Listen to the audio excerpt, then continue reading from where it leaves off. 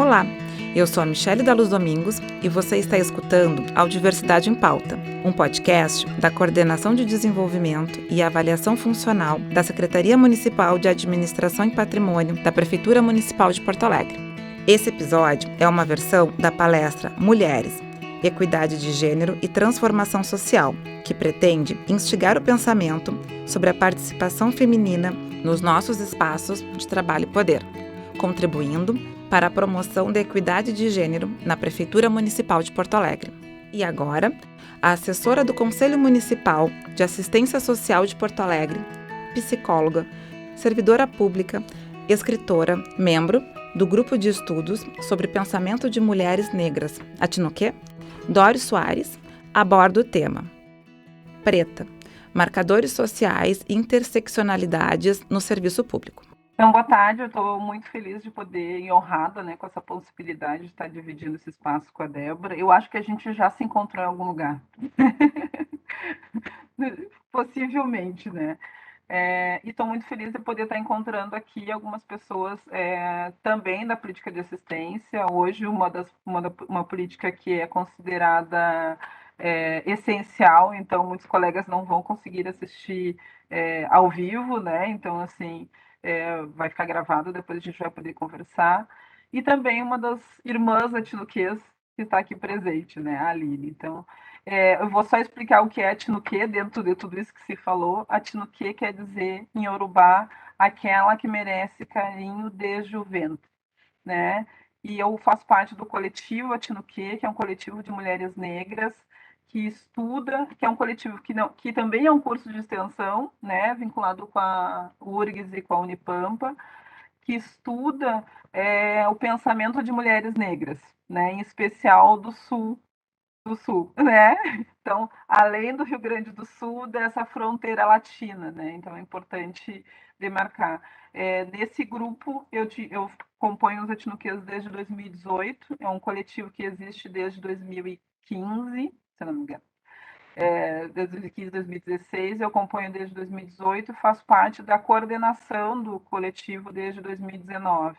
Então, foi um convite para poder pensar em ações para outras mulheres negras, pensando e planejando e agindo de fato, né, em busca de superar algumas desigualdades, né. Eu adorei as dicas de filme, Débora, porque eu gosto muito de filmes. Eu acho que é um dispositivo importante, né, para a gente que às vezes não tem muito tempo, não tem. É uma forma de traduzir e iniciar discussões importantes. Eu ia trazer alguns, mas depois eu vou falando na minha fala, eu trago algumas questões. Eu vou compartilhar aqui com vocês o material, tá? Mas quero começar a minha fala trazendo um trechinho do texto da Jurema Werneck, que é uma médica negra, preside Anistia Internacional no Brasil. Ela tem um trecho que ela escreveu na apresentação do livro, na introdução do livro Olhos d'Água, da Conceição Evaristo, né, da escritora Conceição Evaristo. Então, ela traz assim, é pouco vocês entenderem por onde vai a nossa fala, né? A mulher negra tem muitas formas de estar no mundo. Todos têm, mas num contexto desfavorável, um cenário de discriminações, as estatísticas que demonstram pobreza, baixa escolaridade, subempregos, violações de direitos humanos trazem histórias de dor. Quem não vê? Parcelas da sociedade estão dizendo para você que este é o cenário. As leituras que se fazem dele traz possibilidades em extremos. Pode-se ver tanto a mulher destituída, vivendo no limite do ser que não pode ser, inferiorizada, apequenada, violentada. Pode-se ver também aquela que nada, busca formas de surfar na correnteza. A que inventa jeitos de sobrevivência para si, para a família e para a comunidade. Pode-se ver a que é derrotada, expurgada. Mas, se você prestar atenção, um pouco mais de atenção, vai ver outra. Vai ver Caliban, o escravo de Shakespeare em A Tempestade. Atualizado, vivo, pujante. Aquele que aprende a língua do Senhor e constrói a liberdade de maldizer. Ao subverter a língua do próspero, o homem branco, Caliban, a mulher negra, abre caminho para a liberdade. Ela radicaliza o jogo, expõe as regras do jogo que joga, conta o segredo, descortina o mistério. Então, para abrir um pouquinho com Jurema Werneck, porque Olhos d'Água é um dos livros que eu recomendo extremamente. Nem tem palavras para esse livro. É o tema, né? Interseccionalidade preta, marcadores sociais de nacionalidade no serviço público. Por que eu trouxe desta forma e desse nome, né? Para que a gente pudesse pensar, acho que a Débora trouxe, coincidentemente, a gente trouxe alguns gráficos que eu também avalio, e não é coincidentemente, né? É o foco dessas falas, é o encontro, e é uma forma de mostrar um pouco do que a gente vem estudando e trabalhando. Enquanto trabalhadora da assistência, né? Eu sou psicóloga, e, embora algumas pessoas entendam que a psicologia na assistência ela seja mais para a questão terapêutica, a psicologia nesse espaço ela vem olhar todas as articulações e construções sociais que levam ao empobrecimento, à questão da falta de autonomia, da necessidade de pensar e promover, junto com os profissionais do serviço social e dos demais profissionais que atuam na assistência, formas de superação. Essa superação ela não é individual. Isso é importante olhar. Né? Essa superação ela não é daquela pessoa que chega para nós no atendimento, e sim poder problematizar, então, quais são as questões que levam ao empobrecimento, a questão das pessoas que estão em situação de vulnerabilidade social, abaixo da linha da pobreza, que são termos que a gente escuta, né? Na situação de rua, exemplificando de uma forma assim. Então, quais são? Quando a gente traz marcadores sociais da diferença, ele é um conceito construído pelas ciências sociais, que alguns de vocês já devem conhecer, ou quem não conhece, que então tenta explicar de que forma se constrói as desigualdades sociais e de que forma as hierarquias se constroem. Né? Então, a gente precisa olhar tudo que tem em torno, em volta, e desta pessoa que chega para um atendimento, dessa pessoa que está no trabalho, dessa pessoa que circula entre nós, né? E isso é tão importante trazer, e acho que a Débora trouxe, nos seus diferentes momentos na sua fala, as diferenças em relação às mulheres, e isso auxilia para que a gente possa seguir nessa discussão. Eu trouxe um textinho para abrir, que é um texto da Karine Bassi, uma agitadora cultural de Minas Gerais, escritora, poeta, slammer, que é do livro de 2018, lançado pela editora Vinhos Abertas. É um poema chamado Ubuntu, que é uma filosofia que eu sigo. A preta que não tinha vez, está aí, cheia de voz. A ancestralidade tomou conta, agora ela só canta e não mais se esconde em cantos. Tem farsa. A preta é só força. Por que trazer um poema, né? Não só porque eu também escrevo, mas também eu entendo que a arte nos auxilia a discutir e entender um pouco do que acontece, né? A preta que não tinha vez, né? Não tinha vez por quais motivos? Não tinha vez por quais situações? Não tinha vez do quê, né?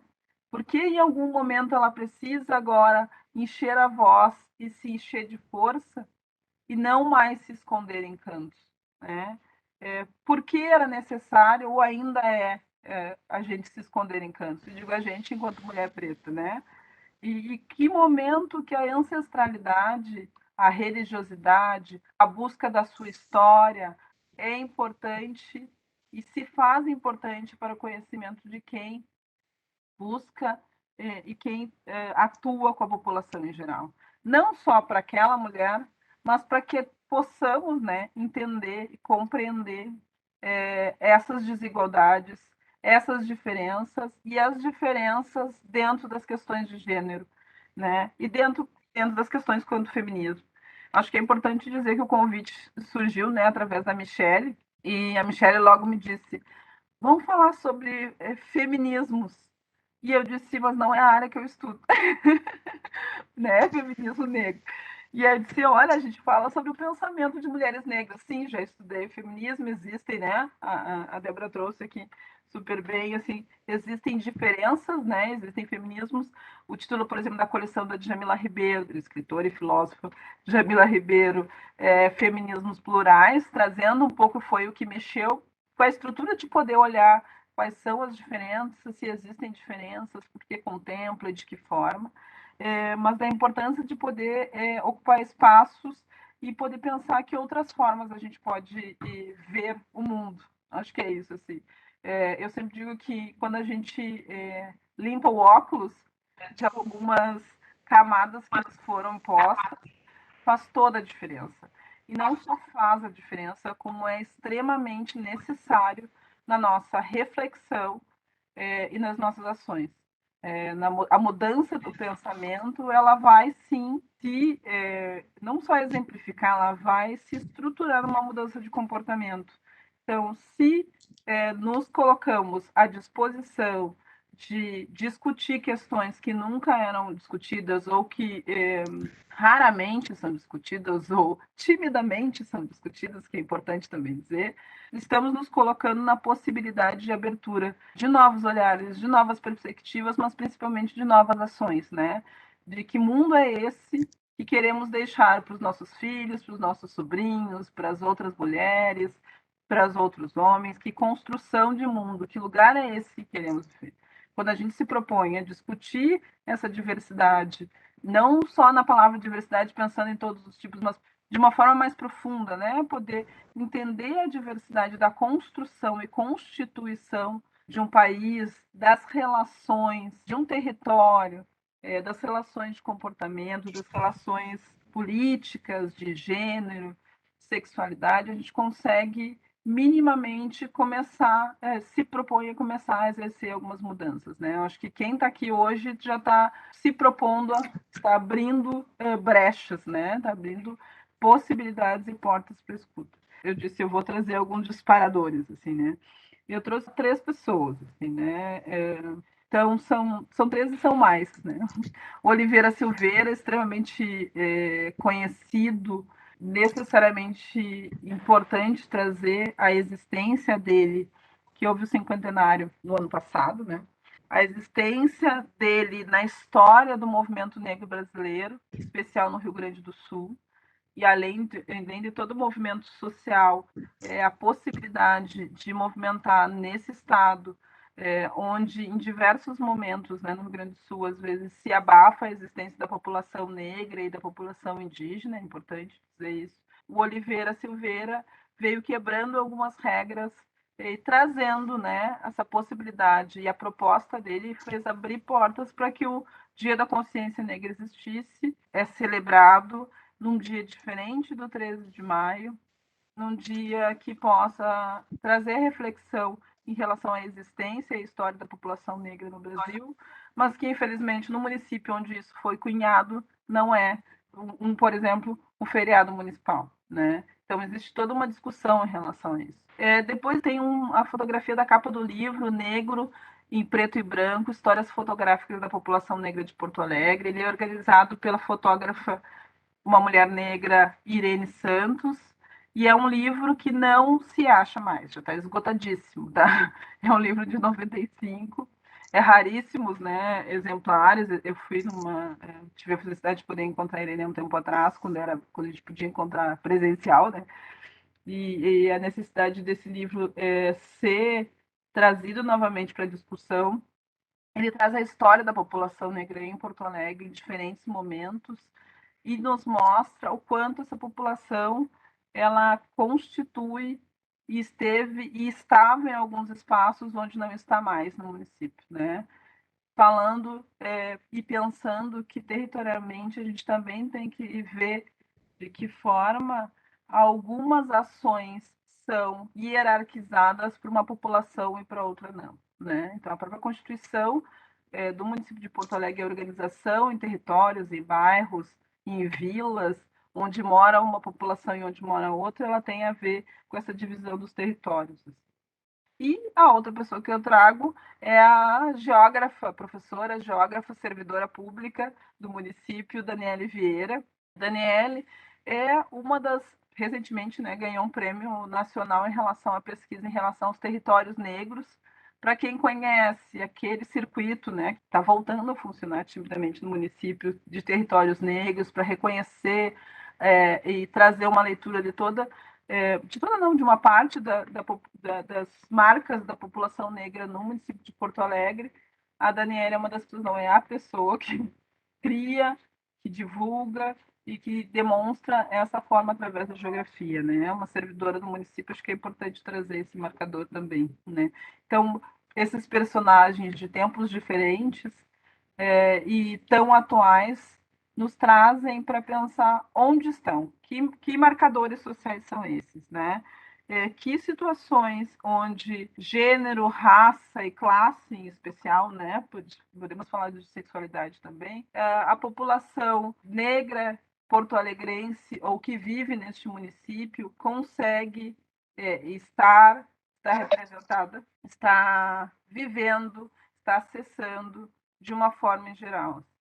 Eu trago aqui dois trechinhos do texto da Conceição Evaristo, pensando um pouco do que é trazer a minha fala hoje, né? E da dificuldade que é construir uma apresentação num tempo pequeno, ao mesmo tempo, pensando na pluralidade de pessoas que vão acessar esse material, né?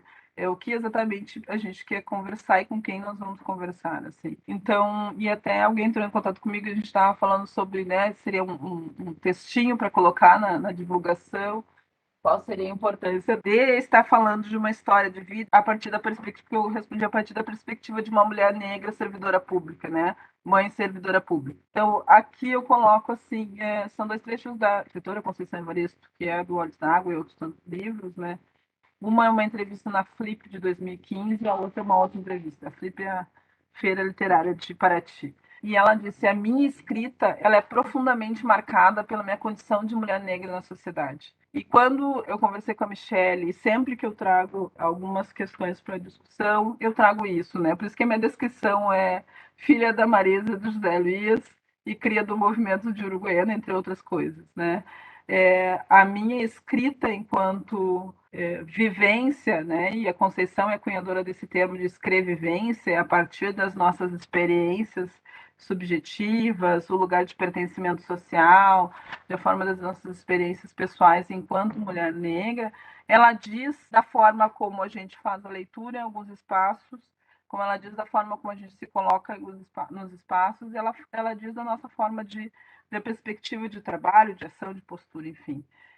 Isso dar-se conta dessa postura e desse lugar de fala, como algumas pessoas trazem, mas não reduzindo a terminologia, ela faz com que a gente possa, e tem provocado, e isso eu vou fazer o link com o que a Débora trouxe em relação a ter mulheres no planejamento dos airbags, por exemplo, né? Precisou ter uma mulher para poder identificar que havia diferença entre os corpos para poder planejar algo. Eu não estou dizendo que somente a presença de pessoas pretas e pardas seja, e eu sempre coloco população indígena, né, povos originários, que apenas a presença faça diferença para dar visibilidade a algumas questões. Mas a presença de uma população preta, parda, indígena, racializada, isso é importante dizer, que possa entender o que esse recorte faz de diferença no olhar, nas perspectivas socioeconômicas, emocionais, enfim, sim, faz com que outras pessoas também possam olhar para essa condição. Então, quando eu começo com o título preta, é demarcando um desses marcadores, é demarcando e mostrando que, às vezes, e isso é muito comum acontecer, eu trabalho diretamente com o público dentro do município, aqui há mais de 10 anos, mas há mais de 15 anos, que quando uma mulher preta está no atendimento, está em alguns lugares, isso tem uma outra configuração, né? Há questionamento, sim, em relação ao lugar de fala, há questionamento, sim, em relação à capacidade intelectual, há, sim, os questionamentos em relação se aquele lugar é de fato de quem está ali, né? Então, não é a síndrome de impostor para a pessoa que está no lugar, mas para os demais a dúvida dessa capacidade como impostor, né? E trazer essa reflexão é importante, porque em alguns momentos isso passa por melindre, passa por confusão, passa por foi sem querer, né? Mas assim, em diversos momentos é importante a gente se dar conta que essas situações, elas sim são recorrentes, elas ocorrem, elas precisam ser discutidas e planejadas e organizadas, né?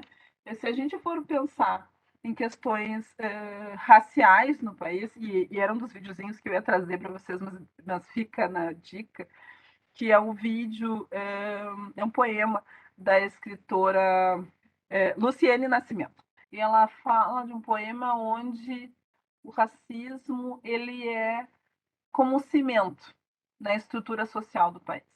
É bem interessante, assim, eu gosto desse vídeo. E pensando a partir dessa reflexão que a Luciene traz para a gente, e nas palavras da Conceição Evaristo, trazendo a sua experiência enquanto forma de olhar, e não só uma forma única, isso é importante de trazer, né? Validando a possibilidade de que sua experiência e seu local, sua condição de mulher, de mulher negra, ela faz com que tenha uma leitura e uma escrita diferente no viver na sociedade. A gente tem que se dar conta que para a população no Brasil que cresce, né, e se desenvolve dentro de um país que ainda discute a democracia racial, e eu digo ainda porque por mais que essa teoria tenha se caído por terra, ela ainda é presente na prática, a gente tem que pensar de que forma o racismo atinge diretamente a população negra, e eu vou fazer um mix, tá? Entre o que a Débora trouxe, que é alguns dados que eu tinha levantado também, então vamos juntar os dados e algumas outras informações. Então, assim, o racismo no Brasil, ele se manifesta enquanto genocídio da população negra, né? A população negra é a que mais morre no país. Aquele índice de cada 23 minutos se morre um jovem negro no país é fato. Existe o Atlas da Violência, que é um documento produzido pelo IPEA, né, Instituto de Pesquisas Estatísticas Aplicadas, que ele vem todos os anos. Se vocês compararem os últimos três, é praticamente igual. Mas acho que é importante demarcar algumas questões que aconteceram durante a pandemia, né? Então, o genocídio da população negra ele continua, né? Quem mais morre de forma violenta no Brasil são homens negros, entre 14 e 29 anos. Quem mais morre, né, como a Débora bem trouxe, assim, é o quinto país em relação a feminicídios. Sim, houve uma redução, mas continua sendo o quinto país, e o percentual de mulheres negras ele é quase 70% maior do que o de mulheres brancas. No Rio Grande do Sul, tem um dado específico da Secretaria de Segurança Pública mostrando que havia reduzido o número de feminicídios. Claro, se a gente for ver com a mídia, isso teve ampliou um pouquinho, né? Mas mesmo com a redução, se reduziu com as mulheres não negras, né? Então, isso é importante trazer. Entre outros dados, né? A morte de pessoas por arma de fogo, ela é, sim, mais de 70% da população negra. Outro dado importante que é de se trazer é que quando a Débora estava falando sobre mortalidade materna, dentro das causas da mortalidade materna, que seria a violência obstétrica, né, são dados do Ministério da Saúde e de 2018 essa informação, 67% são causas diretamente da gestação. Então, assim, hipertensão, algo em relação ao parto, puerpério, ao pré-natal. Destas mulheres, das 67% das mulheres que morreram em função de causas diretas, 65% são pretas e pardas. Eu vou repetir, 65% são pretas e pardas. Destas, 50% mãe solo. Destas, 33% tem baixa escolaridade, né? Tá tudo vinculado, né? Quando a Débora também trouxe o dado de que menor índice de conclusão do ensino médio entre as mulheres que têm gestação cedo, essas mulheres sim, né? Elas deixam de estudar para poder cuidar dos filhos, mas não impede de que sim, hoje as mulheres são a maioria no ensino superior. Entretanto, o número de mulheres pretas ainda é menor, bem menor, e ainda de professoras, mulheres negras, enquanto educadoras no ensino superior, ele é menos de 1%. Mesmo que algumas universidades tenham tido pouquíssimas, cotas raciais para pós-graduação, mestrado e doutorado, e algumas poucos têm cotas para processos seletivos de profissionais negros e negras. Vocês vão me dizer, mas o que isso tem a ver, né? É uma questão de oportunidade. Se a gente está falando de mulheres, mulheres que estudam mais, mulheres que acabam, né, avançando mais nos estudos em algum momento, mulheres que ainda carregam, né? Então, 1/3, além dos seus afazeres, as mulheres são quem são as responsáveis ainda, né? Posso trabalhar fora, trabalhar dentro de casa profissionalmente, ela ainda é responsável pela educação dos filhos, discussão em relação à vida escolar, discussão no sentido de quem vai na reunião da escola, quem vai lá procurar a professora, o professor, quem vai buscar vaga, quem vai investigar a vaga, esse tipo de coisa, acesso à escola, são as mulheres. As questões domésticas, né, de afazeres domésticos, ainda fica de responsabilidade das mulheres, ou seja, a carga de tarefas das mulheres é 3 vezes maior do que a de homens, independente se há a suposta divisão de tarefas. Na divisão de tarefas, a divisão das atividades domésticas ainda sobrecarrega mulheres. Então, e se essas mulheres são mulheres negras e mães solo, tudo é com elas, não tem divisão, né? Tudo é com elas. E como essa pessoa vai conseguir organizar e discutir o acesso a uma pós-graduação, né? Sem uma bolsa de estudos, sem, né, que no Brasil, enfim, perdemos algumas bolsas nesses últimos 2 anos, sem a possibilidade de uma rede de apoio, sem a possibilidade de se pensar sobre esse lugar, para além da concorrência de vagas, mas da forma como essas vagas são dispostas e dado suporte, né? Então, não deixa de ser um genocídio quando a gente não oferta a possibilidade adequada. Um segundo ponto para a gente pensar são o encarceramento em massa da população negra, né? Dentro também dos dados do Atlas da Violência, a população negra é mais de 60% do público encarcerado. E sua maioria sem o julgamento adequado, né? Então, quem tem a maior dificuldade de acesso às políticas públicas e de direitos, ou seja, do defensor, da orientação, de que forma é a população negra, tanto masculina quanto feminina, né? O desemprego. Olha, vou dizer, a última taxa que são dados que acabam nos deixando, que a gente estava comentando antes, né? Deixa a gente um pouco mais entristecido, mas é importante de olhar para esses números, né? A taxa de desemprego no Brasil, eu fiz um levantamento de junho de 2021, eram 13 milhões de pessoas, né? Houve alguns progressos tímidos, né? Acho que Porto Alegre está fazendo uma feira de empregos entre hoje e, se não me engano, na quinta-feira. Se vocês olharem os vídeos, quem tiver oportunidade, quem assiste TV, enfim, olharem os vídeos sobre as reportagens em relação à feira de empregos, prestem atenção na cor das pessoas na fila e do gênero. Tá? Isso me chamou muita atenção hoje pela manhã quando assisti. Confirma o que a gente já sabe, né? As pessoas com maior tempo desempregadas são pessoas pretas e pardas, né? O desemprego ele é muito mais do que a possibilidade de conseguir acessar uma nova oportunidade de trabalho é muito mais do que ir à fila ou não. É com quem eu vou deixar meu filho, com quem eu tenho dinheiro da passagem. Se eu vou num serviço do município, eu consigo o vale transporte para isso, né? O município tem para disponibilizar para essas situações, né? A gente tem que pensar nessas possibilidades. Uma outra questão de manifestação do racismo no Brasil é a ausência de representatividade, que a Débora trouxe isso super bem, demarcando questões na política, nas empresas, nos cargos de liderança e principalmente nas questões salariais, né?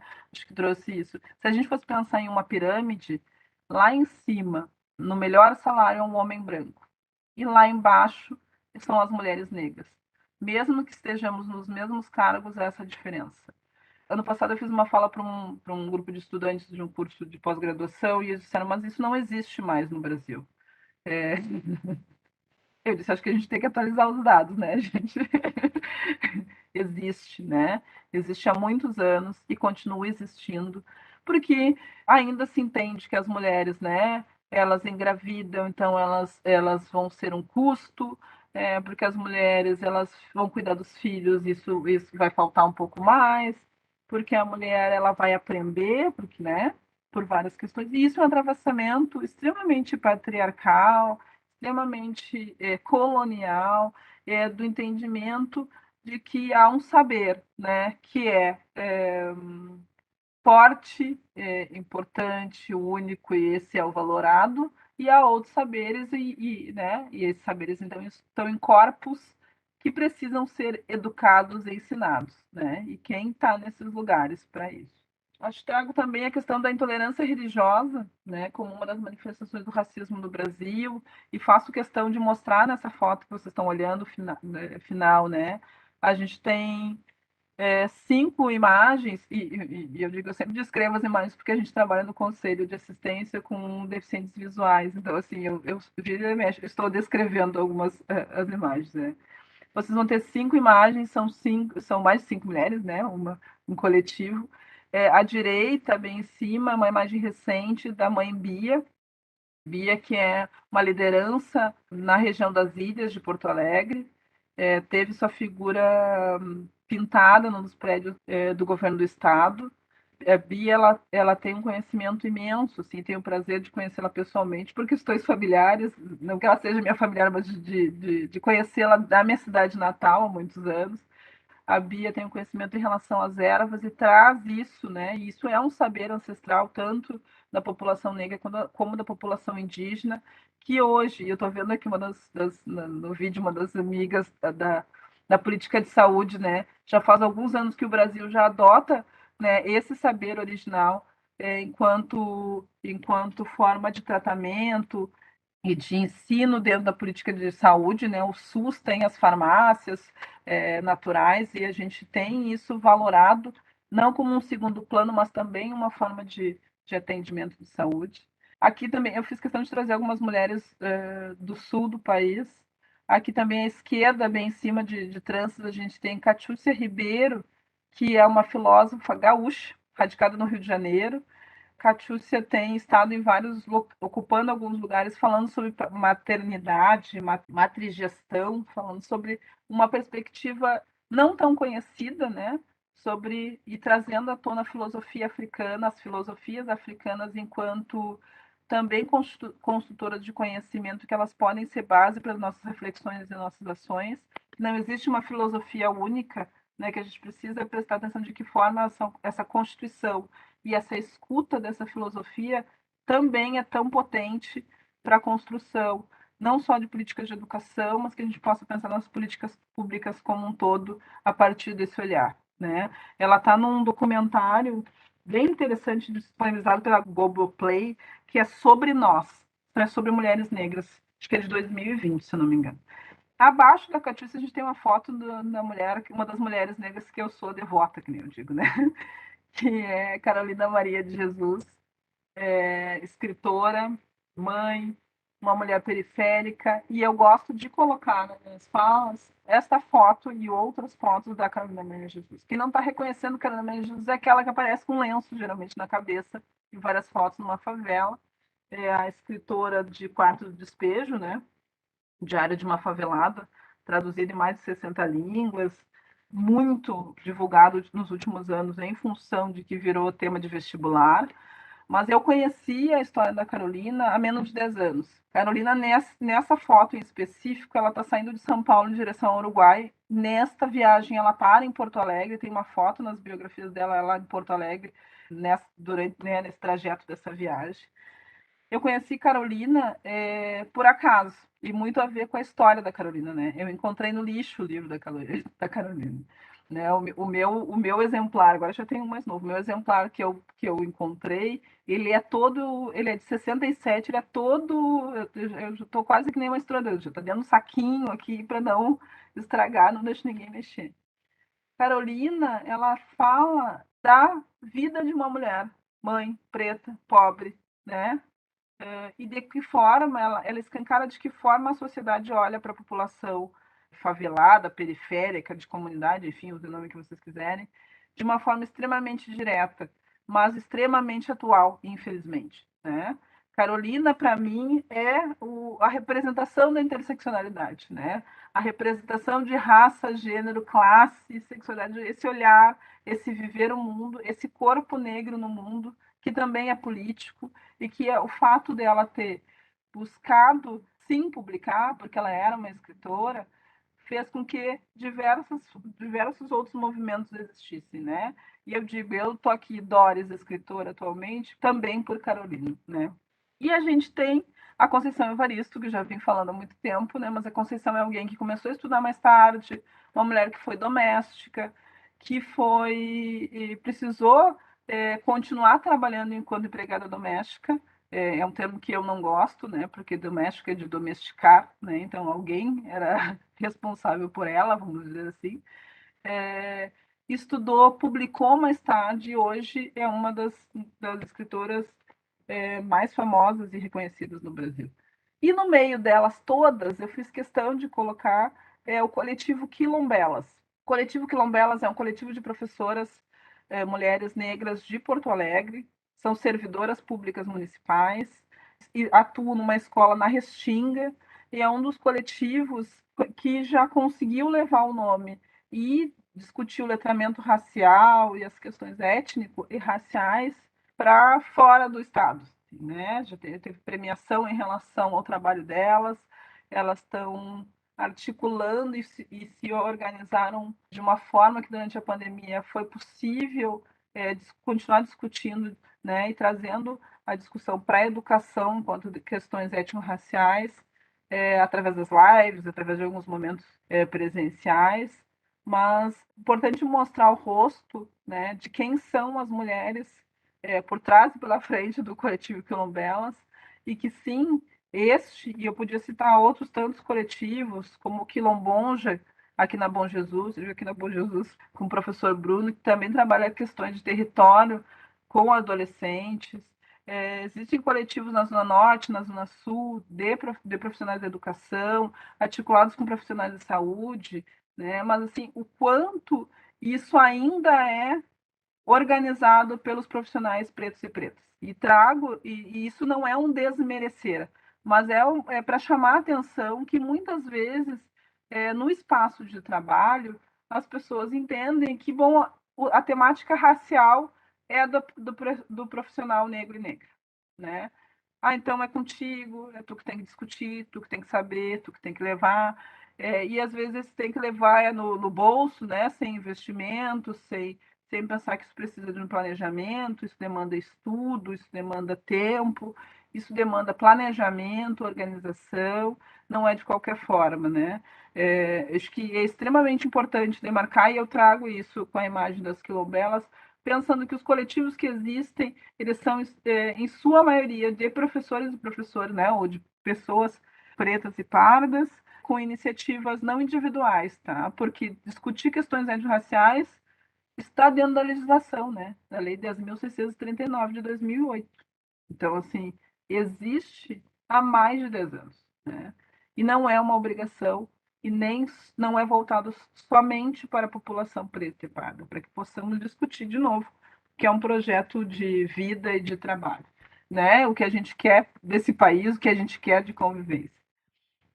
Eu vou só colocar duas questões ainda em relação à manifestação do racismo, que tem a ver com as piadas racistas, né? E isso a gente fala de ambiente de trabalho, o que é discutido nos espaços e de que forma a gente é visto.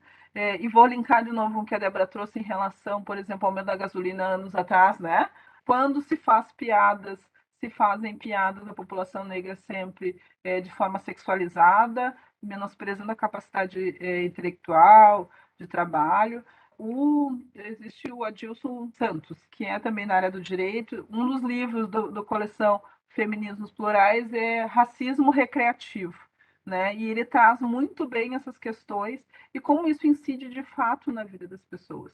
E quando a gente fala, eu acho que é importante também citar o trabalho do Adilson, agora está fazendo pós-doutorado fora do país, ele traz algumas informações nesse livro também em relação à forma como o racismo atravessa a capacitação dos profissionais. Por exemplo, né? Quem é o suspeito ou quais são as características do suspeito para as guardas municipais para a segurança pública no Brasil? Né? Sim, existem provas de que nas discussões e nas capacitações de alguns coletivos dessas áreas de segurança pública, né, em alguns municípios, o sujeito suspeito padrão, ele é um homem negro, né? Não é coisa da cabeça, mas sim com provas de orientação e essa informação. Então, assim, o quão importante é fazer essa leitura e essa dessensibilização nos espaços que a gente frequenta em relação o que a piada racista incide no comportamento e na atuação com a população que a gente atua. E a questão da falta de acesso à educação em geral também é uma marca do racismo no Brasil, né? O racismo, ele é, antes de classe e gênero, ele é também base para a construção social, base da construção das discussões. Existe lei de cotas raciais? Existe, independente da discussão e do posicionamento que nós tenhamos em relação a isso. Mas eu sempre trago a reflexão. Existia a lei do boi, era uma lei de cotas para filhos de fazendeiros, criadores de gado no Brasil. A lei do boi durou muitos anos e tem algumas situações que até hoje existem, né, gente? Muito semelhantes à lei do boi. A questão da lei de cotas raciais, ela vem com uma reparação histórica, né?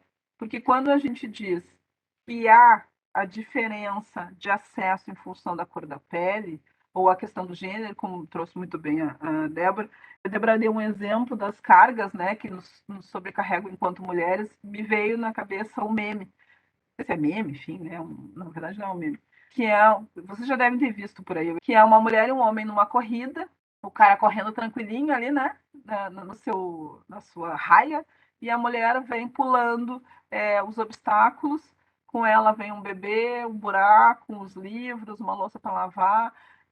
Todo isso é carregado. E quando a gente fala em questões de gênero e raça, falando em população negra, a gente tem que demarcar uma população que demorou a iniciar na educação por questões legais, né, de legislação no país. Então, houve a liberação dos escravos, mas não houve o acesso à educação. Era proibido estar em espaços de educação. Então, uma população que concorre diretamente com alguém que tem 3, 4 gerações de formação numa mesma profissão, por exemplo, estamos começando agora, né? Estamos começando agora com a possibilidade de acesso de algumas famílias. Ainda há relatos de pessoas que são os primeiros da sua família a ter um curso superior, que são os primeiros a poder fazer um curso técnico. Eu trago isso enquanto curso técnico, porque a gente sabe o quanto isso é difícil também. E fico muito preocupada com o futuro do acesso à educação com a revisão da lei de cotas, né? O fato do percentual de população negra dentro das universidades ter aumentado, ele não é nem 50% do que a população não negra, né?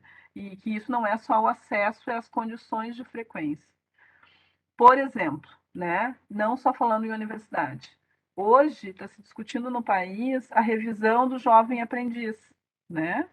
Que ele pode ser não gratuito, mas que não tenha mais a bolsa, o valor da bolsa, a bolsa de apoio, e que hoje o jovem aprendiz, o jovem assina carteira, né? Tem muitas pessoas que já foram jovem aprendiz. Ele ainda vale essa legislação, mas está revisando, se questionando a possibilidade de não precisar mais assinar a carteira. Né? Então, assim, sem carteira, nessa carteira, que agora não é tudo virtual, né, gente? Até o próprio acesso à carteira de trabalho, ele tem dificultado certa parte da população, bem como quem vai conseguir acessar esse tipo de programa. Pensando também, né, e eu sempre vou fazer essa ligação, com o novo ensino médio no país, que iniciou este ano, que ele delimita com uma carga horária um pouco maior e possibilita novamente que os jovens possam, de certa forma, entre aspas, escolher a área de trabalho. Hoje, e eu digo, enquanto mãe de uma adolescente também, acho que é importante a gente se dar conta de algumas questões, hoje por exemplo, a minha filha mais velha tem 14 anos, ela tem aula 2 vezes por semana até 1h30 da tarde. Se o jovem vai ingressar num jovem aprendiz, tá? Tirando o tempo de deslocamento, em que horário ele vai chegar nesse local? Ele vai ter possibilidade de almoçar, ele vai ter possibilidade de ter o seu estudo contemplado? Vai existir essa possibilidade ainda ou não? né? São algumas coisas para a gente poder pensar. Eu sempre vou fazer essa ligação com outras políticas para a gente poder pensar nessa forma de acesso e de que forma é o acesso para toda a população. Vou finalizar. Eu trouxe aqui para vocês, é um card de uma roda de conversa, não é uma roda de conversa, foi um espaço que eu participei em 2020. O espaço se chamava Cestas Básicas, né? O SUAS e a pandemia do coronavírus, ele foi organizado pelo blog Psicologia no SUAS, pela Rosana Fonseca, que é uma psicóloga extremamente conhecida. Esse blog existe há mais de 10 anos, ele disponibiliza não só materiais para estudo, mas também a discussão e também espaços para a gente possa construir conhecimento em relação à política de assistência social, né? E durante a pandemia, o blog fez esse formato de conversa nas sextas-feiras, né? Fazendo o link com as cestas básicas, que foram amplamente ainda são alcançadas via política de assistência, infelizmente, né? Mas fazendo esse jogo de palavras.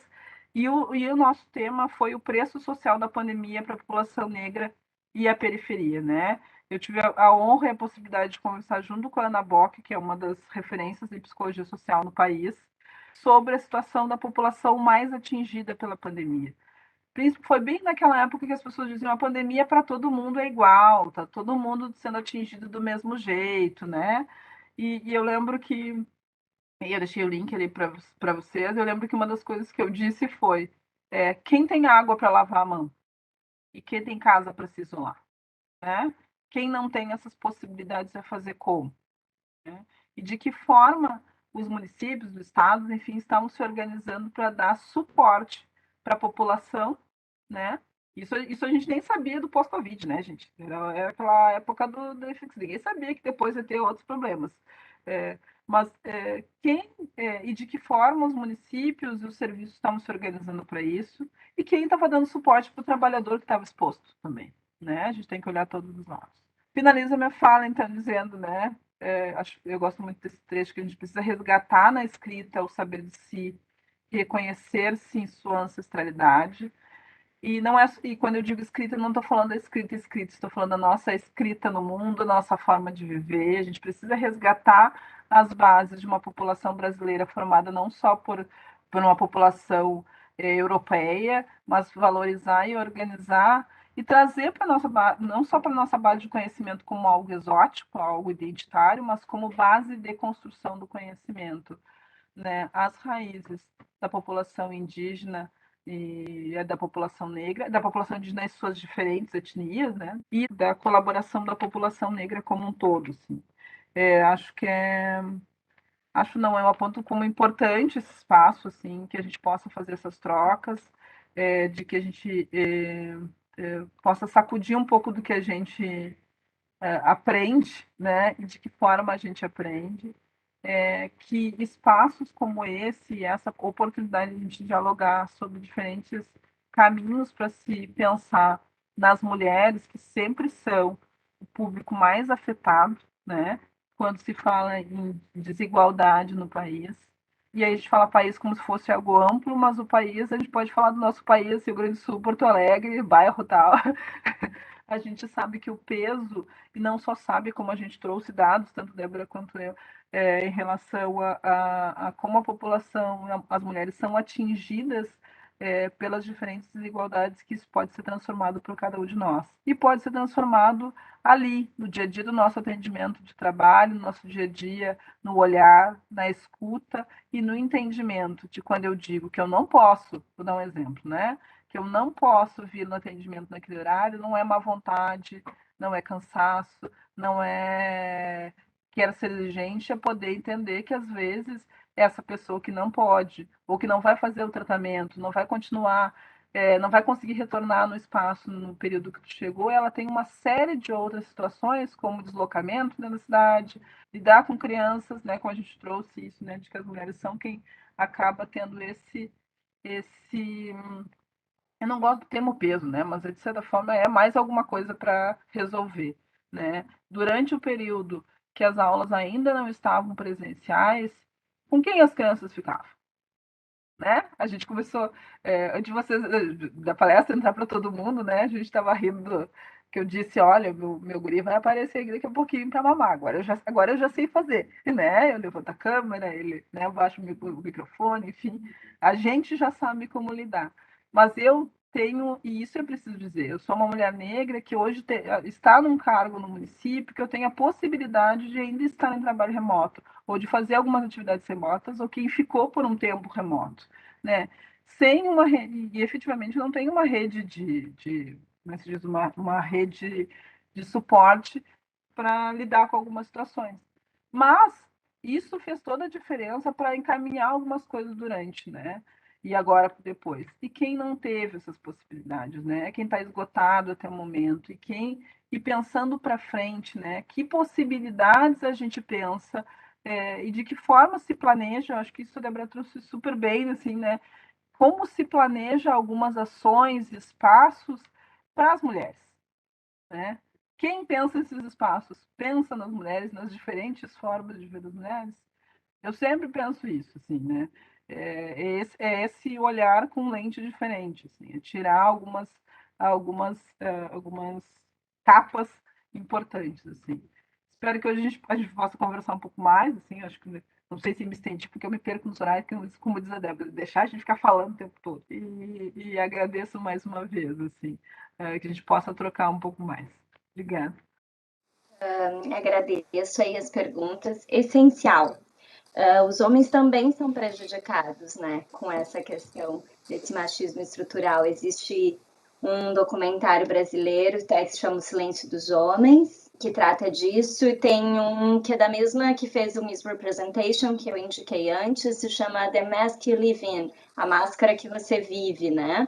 Que é essa máscara de masculinidade que dos homens se exige, eles não podem chorar, e assim eles vão tendo que fazer tudo, e também é muito prejudicial aos homens, né? Esse machismo, ele não prejudica apenas as mulheres, mas prejudica os homens também. Há pouco eu li um livro também excelente, se chama A Coragem de Ser Imperfeito, da Brené Brown, e ela, num dos pontos, ela traz ali, tu falaste muito bem, mas tu não abordaste como para os homens é muito mais difícil ainda agarrar a vulnerabilidade, né? Porque ela fala da questão da vulnerabilidade. Porque se exige de nós, até minha mulher, ela não aceita que eu diga que eu tô cansado, que eu não consegui emprego, ela acha sempre que, né? Então, assim, ó, é muito difícil para o homem também. E ela até mostra como os homens vão pegando isso e vão transformando em violência, às vezes, né? Esse tanto de choro que eles não puderam dar, as verdades que eles não puderam falar, eles transformaram assim, tipo assim, engole esse choro e vai, mas aí vai com violência, porque uma hora estoura, né? O papel é essencial masculino, tá? Dando espaço, como tu fizeste, parabéns. Principalmente espaço de fala, né? Eu já diversas vezes, assim, me perguntam, mas ainda tem a questão das mulheres negras. Sim, eu falo do meu espaço privilegiado de uma mulher branca do Brasil, né? Porque eu tenho cabelo crespo, então certamente eu tenho alguma ancestralidade também negra, né? Porque dizem, né, assim que, por exemplo, na Europa eu nem seria considerada mulher branca, né? Mas no Brasil sou, de fato, sou filha de pais que cursaram universidade, sempre estudei em colégios particulares, né?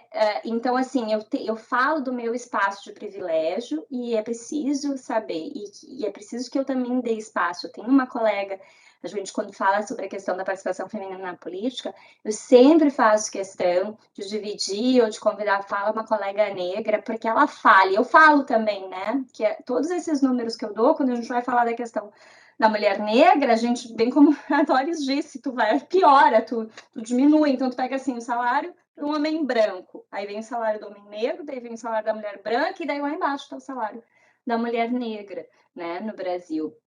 E é importante que a gente dê esse espaço. Enquanto eu tiver o espaço, eu gosto também de dar esse espaço para que ela tenha lugar de fala. Então, assim, os homens têm um papel importantíssimo. E eu posso citar, voltando, assim, ó, como grandes homens também geraram ou oportunizaram grandes mulheres. E eu posso dar alguns exemplos. Agora mesmo, eu falei no início, a Venus Williams e a Serena Williams. A gente vê que teve um papel importantíssimo do pai delas, criar elas para serem grandes. né? Acreditar nelas. A Malala, que eu sou fã, o pai dela, porque nascer menina lá no Paquistão é uma tragédia, tu não pode comemorar, entendeu? Nasceu uma menina, que tristeza. E aqui ela fala, meu pai comemorou como se fosse um menino. Eles fazem uma festa e todo mundo diz assim, mas por que tu tá fazendo isso se tu teve uma menina? Porque ela é a minha filha. E ele era o dono da escola que ela ia estudar. Única escola que ainda permitia que as meninas iam estudar. Isto é extremamente importante, um apoio masculino, ou seja, o pai que construiu a escola e que continuou deixando as meninas estudar, mesmo quando o Talibã assumiu o Paquistão e proibiu que as meninas estudassem. Né? Ele deu esse espaço. O pai da Serena e da Vênus acreditou em duas meninas e foi por tudo e buscou. Assistam o filme, vocês vão ver como ele escreveu um plano. Eu acreditei e ele dizia para elas, ele defendeu elas muitas vezes, né? E ali a questão racial ainda, né? Também se mostra forte. Ainda tem diversos exemplos. A Ruth Ginsburg morreu ano passado, no Suprema Corte Americana, muito defensora da igualdade de gênero, e tem também 2 filmes sobre ela, um que é um documentário, A Juíza, sobre a vida dela, e o outro é o filme A Suprema, tá na Amazon Prime, vale muito assistir também, recomendo. O marido dela foi essencial também para a defesa do nome dela como uma das indicadas para ministra da Suprema Corte Americana. Dando espaço como tu fizeste, já é um questionando.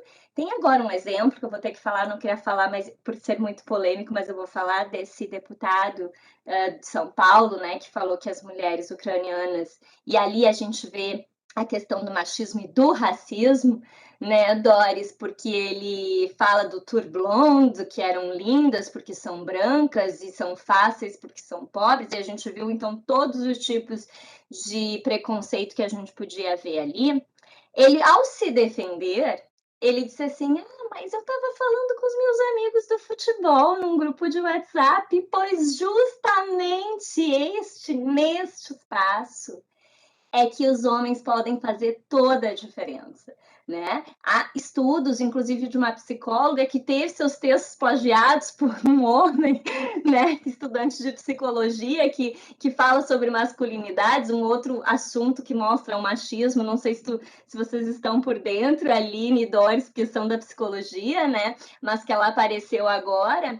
Então, assim, ela tem um estudo sobre como ocorre o machismo nos grupos de WhatsApp no Brasil.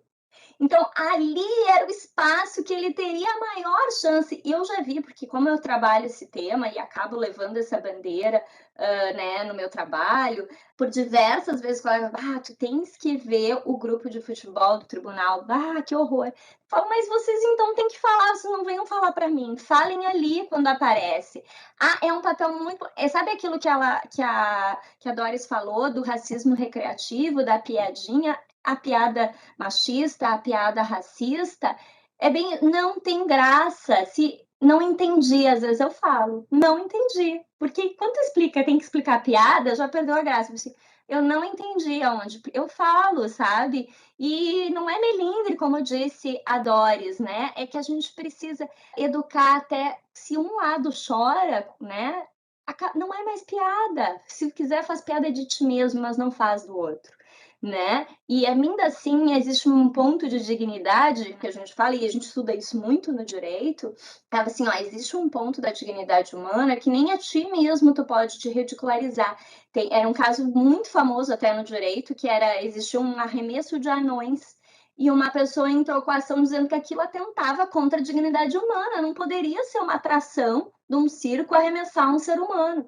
E aí os homens dizem, não, mas eu quero, porque eu quero, tu ganha dinheiro para isso. Eu assim, só que tem um ponto de dignidade que não é nem a tua escolha, sabe? Não tá na tua escolha. Então, assim, ainda que eu diga, né, faz piada então de ti mesmo, se tu quer fazer, mas não vai fazer do outro. Mas também tem um ponto de dignidade que é importante que a gente precise respeitar, né? Então, assim, essencial auxílio e papel masculino. Vocês têm um lugar de fala, se tu és ainda o secretário, o diretor, mais ainda espaço para as colegas trazer esses assuntos. Parabéns, obrigada, né, por fazer parte disso, e o teu papel é importantíssimo, importantíssimo, como pai também, dividindo as tarefas, né? A gente costuma dizer, eu ajudo, ajuda, é responsabilidade de um, a gente divide, aqui em casa a gente divide as responsabilidades, né? Tudo isso faz, porque muitas vezes eu tenho compromissos que eu tenho que dividir com o meu marido para poder estar lá, né? Então, o papel é essencial, primordial para quem está nesses espaços de poder, espaços mais privilegiados, assim como nós também, mulheres brancas, também temos que estar atentas a esse tipo de diferença em relação ainda às mulheres negras, né? Tentar também, porque a gente tem que estar todo o tempo, na verdade, bem isso, a questão do óculos, né? De limpar o óculos, como eu disse, a cirurgia da cataratas, e é estar atento, né? Nós somos também machistas, muitas vezes, repetimos discurso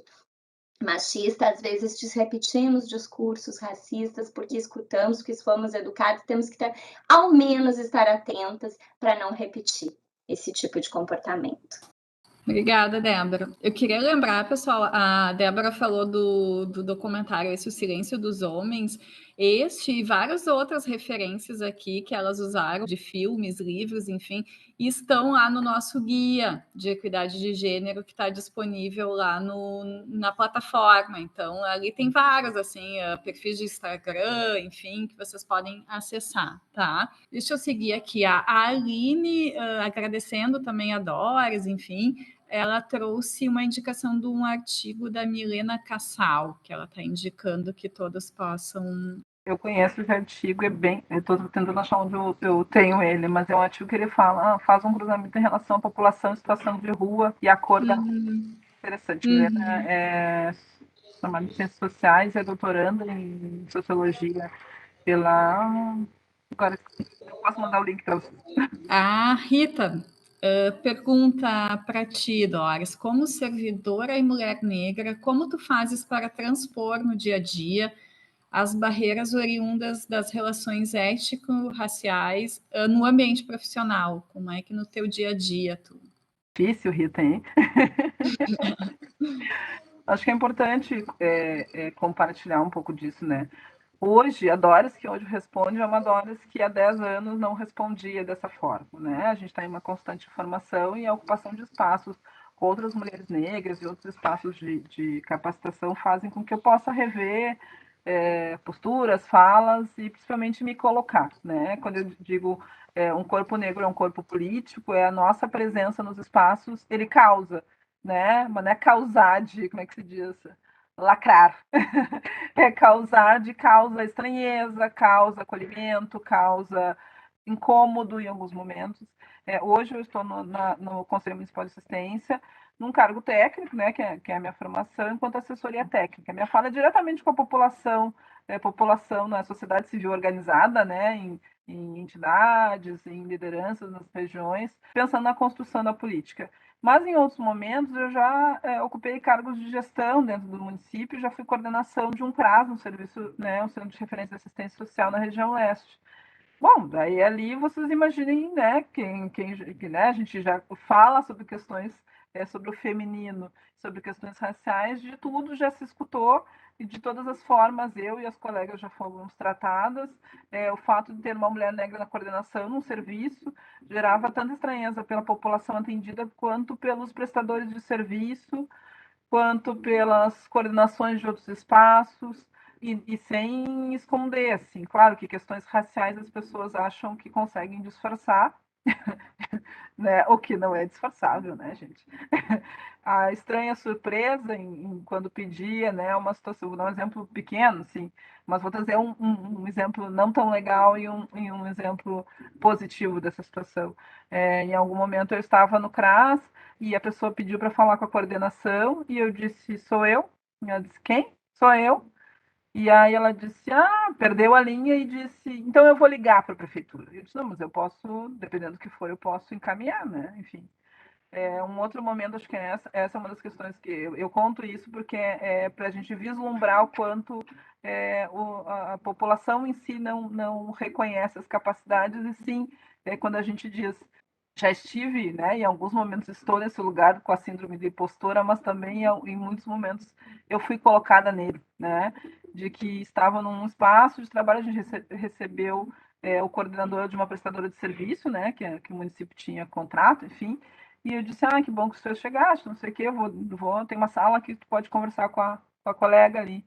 E o rapaz, um homem, enfim, um homem branco, de terno, coordenava, gerenciava uma prestadora de serviço para o município, ele disse, eu acho que eu te conheço. Tu não trabalhava lá no tal lugar? E eu disse, como assim? Tu não era a guria que fazia a limpeza do tal e tal lugar? Eu disse, não. Né? Eu não consegui dizer mais do que isso, né? Eu só disse não, né? Hoje eu sei que eu poderia dar uma outra resposta, né? E levar isso de uma outra forma, né? Mas naquele momento eu disse não, eu não consegui dizer outras coisas, assim. E de positivo, acho que é importante também salientar que a gente nos espaços, eu sou do interior do Rio Grande do Sul, né? Sou de Uruguaiana da fronteira oeste, mas uma região extremamente miscigenada, mas é a primeira região, primeira cidade no país a realizar a questão da liberação dos escravos. Isso é importante marcar, um município que, muito em função da divisa com a Argentina. Trabalhei num município que era Santa Cruz do Sul, um município conhecido pela Constituição alemã, né? E até hoje ainda dito em relação a só isso. Por exemplo, Santa Cruz tem um projeto de lei que é para vocês terem uma ideia, para tornar patrimônio histórico a galinha recheada, que é uma de rir, gente, né? Que é um prato típico alemão, assim, um dos pratos típicos, assim. Mas não discute, por exemplo, um dos clubes sociais negros mais antigos do país, que existe em Santa Cruz do Sul, que tem mais de 90 anos. E algo de positivo é que aqui eu vejo profissionais negros e negras em diversos espaços. Ainda nos espaços de poder somos muito poucos, né? Eu não estou mais no espaço de poder, mas eu sempre reforço isso. E é estranho tu ter que dizer, né? Quando eu saí do cargo, né? Eu solicitei sair do cargo, eu disse, eu gostaria que fosse uma mulher negra também. Mas isso, infelizmente, não aconteceu. Foi de que um momento eu estava no trabalho e aí chegou uma pessoa e disse, oi, Vi, né? Uma pessoa que a gente já atendia há bastante tempo lá no caso, disse, oi, tudo bem, como vocês estão? O que houve? E ela disse, não, eu só passei aqui porque minha filha queria te ver. Ela adora ver o teu cabelo. Né? E aí a menina sacudiu o cabelo crespo, assim, parecido com o meu. Eu tinha um cabelo maior, assim, né? O black maior. E daí são das pequenas coisas que fazem a diferença, né? Da possibilidade de uma menina negra que morava numa rua sem pavimentação, sem água encanada, sem luz, com gato, que nos dias de chuva não conseguia ir para a escola, nos dias de tiroteio também não conseguia, de poder ver uma mulher negra em outros lugares, né?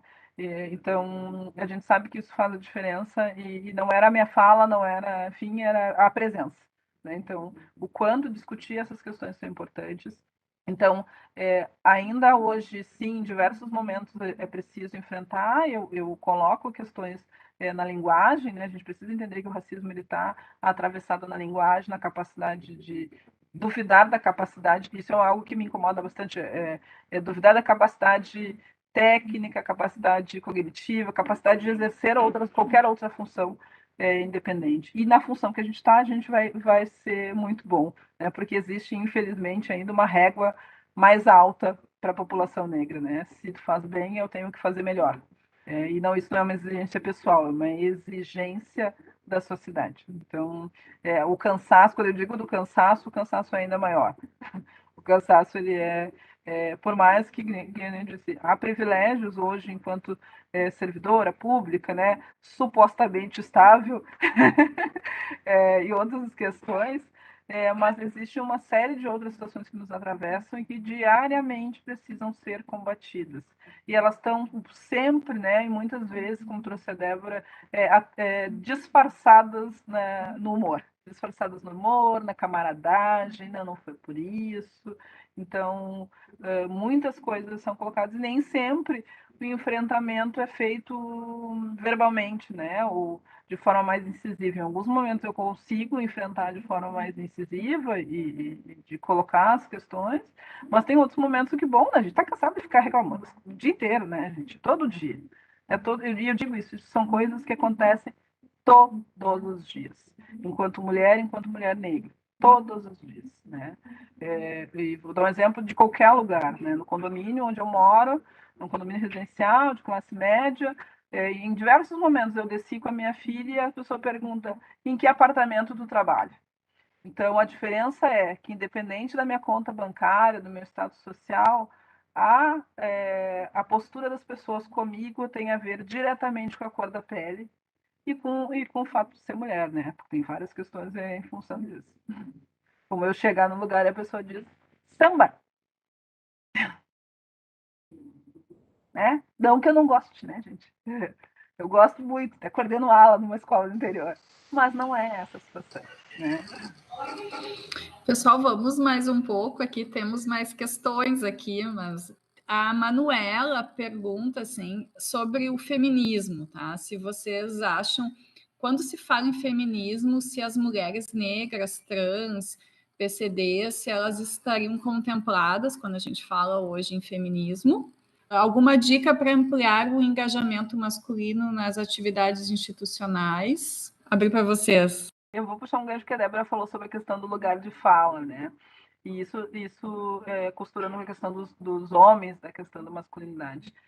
Nos últimos anos, a gente tem discutido muito essa questão do lugar de fala. Veio o conceito que a Jamila esmiuça no livro, mas ela não é a criadora, acho que é importante dizer. Só que o que aconteceu? As pessoas agora começaram a se colocar, tipo assim, não é meu lugar de fala, não é meu lugar, não sou uma mulher negra, não sou um homem, não sou mulher, então não vou falar sobre feminismo.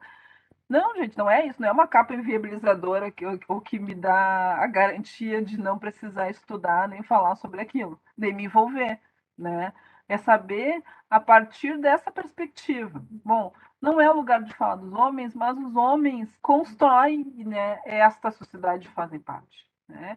De que forma a gente pode pensar de uma maneira diferenciada do caminhar. O exemplo dado da construção de um espaço é fantástico, né? Fazer a abertura de um espaço, articular, fomentar. Porque, como bem trouxe a Débora, o fato da síndrome da impostora faz com que várias de nós não se coloque para construir espaço. A gente fica, às vezes, assim, né? Essa coisa do cantinho, não querer ser vista, não querer colaborar, porque cansa porque às vezes é sempre as mesmas pessoas e cansa porque é a pessoa que leva a pauta. Então, assim, quando outras pessoas pegam junto, a gente vê a possibilidade de diferentes perspectivas de abertura de espaços. Além da abertura de espaços de discussão, de reflexão, é a continuidade deles, né? A gente tem mudança, a gente tem perspectivas, há legislações novas, né? Há uma série de situações que precisam ser trazidas e isso é extremamente importante. Quando fala a questão do feminismo ali, de ser diferente, plurais se estariam, tem um livro que eu gosto muito, que é da Bell Hooks, que é E Eu Não Sou Uma Mulher, né? Que Bell Hooks, Eu Não Sou Uma Mulher, Feminismo, Mulheres Negras e Feminismo. A Bell Hooks faleceu recentemente e essa frase é da Sojourner Truth, né?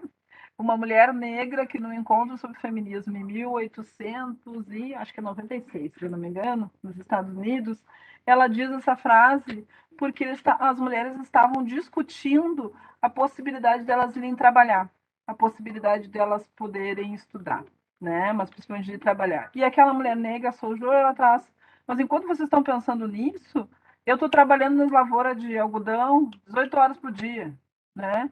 Então ela não é uma mulher, né? Entre outras coisas, ela traz essa reflexão. Então, quando a gente diz que os feminismos são plurais, porque sim, há diferentes correntes.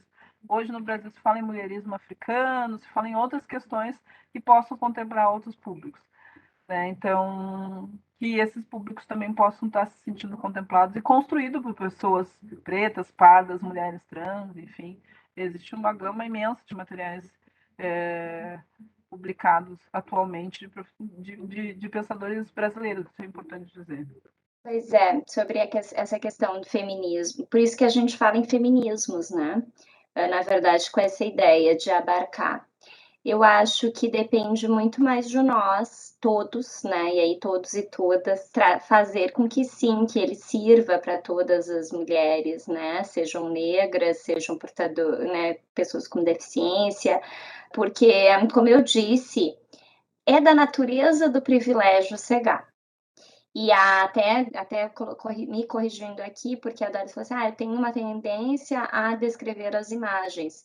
É algo que eu preciso ainda que a gente tenha essa política, né, que está iniciando no tribunal, sempre autodescrição, né, dizer, sou eu, uma mulher branca de cabelo assim, assim.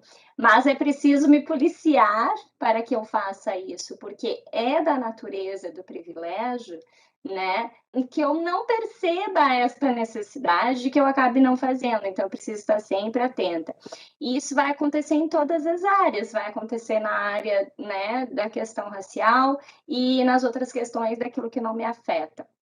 Então, assim, hoje eu posso te dizer que o que a gente precisa saber é que não existe um feminismo, porque isso eu acho também interesse de uma parcela da população em dizer, este é o feminismo, tu quer fazer parte para diminuir, né? Para rachar, para quebrar, entendeu? Então, assim, não é são os feminismos, né? Mas o mais importante disso tudo é que a gente consiga falar sobre isso, bem isso, como eu digo a questão do lugar de fala, bem isso, é porque eu acho importante, como a gente já foi em alguns, né, nos lugares, assim, na Restinga e tal, e aí eu tenho uma colega minha, negra, porque bem isso, eu me lembro, o Obama falou isso, que tem uma foto icônica dele na Casa Branca, um menininho negro passando a mão no cabelo dele, né, porque ele viu, esse guri viu que tinha o cabelo igual ao do presidente dos Estados Unidos.